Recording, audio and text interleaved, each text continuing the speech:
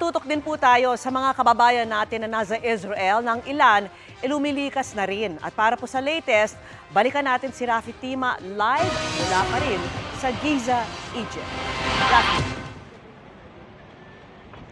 Salamat Vicky. Dagdag na detalye lang muna patungkol sa pagtawid ng ating mga kababayan sa Rafah border crossing. Ang mga tatawid ay kinabibilangan ng 19 na mga minor, edad 2 hanggang 17 taong gulang. Meron ding 3 sanggol at 2 buntis. Yung mga kawani naman ng Philippine Embassy dito sa Cairo ay naroon na sa Rafah border crossing at nag-aabang sa mga Pilipino.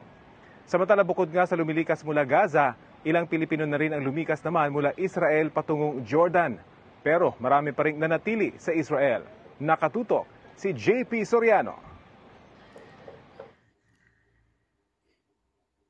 Eksaktong 1 buwan mula nang matanaw ng Pinay caregiver na si Monica ang pagdating ng mga armadong Hamas sa tapat ng bahay ng inaalaga ang Israeli.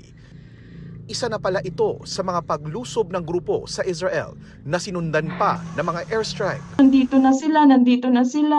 Mabilis silang nakapagtago sa bomb shelter pero dinig pa rin ang mga sigaw ng armadong Hamas hanggang mahanap sila. Ilang beses po sila nag-attempt na buksan. Sabi ko, Diyos ko, wag po.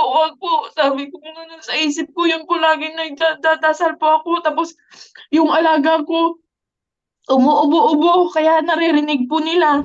Nang hindi mapasok ang shelter, siniliban naman ang kanilang bahay, bagamat hindi nasunog ang mismong shelter. Yung usok naman po at yung init, pumapasok po dun sa loob na para kaming nasa loob ng oven.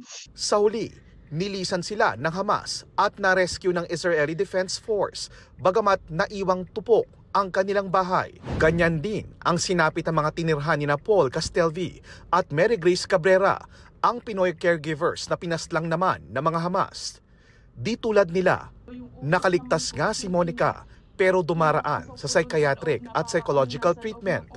Wala pa rin siyang balak umuwi sa Pilipinas, bagamat nirelocate na sila ng Israeli government. Hindi ko rin po siya kayang iwan, hindi sana parang masakit na bakit ko pa siya iniligtas kung iiwan ko rin po siya dito. Bagamat maraming tulad niya na ayaw iwan ng kanilang mga alaga, may mga Pilipino sa West Bank na kontrolado ng Palestine ang lumikas na sa Jordan at nakatakdang bumalik ng Pilipinas.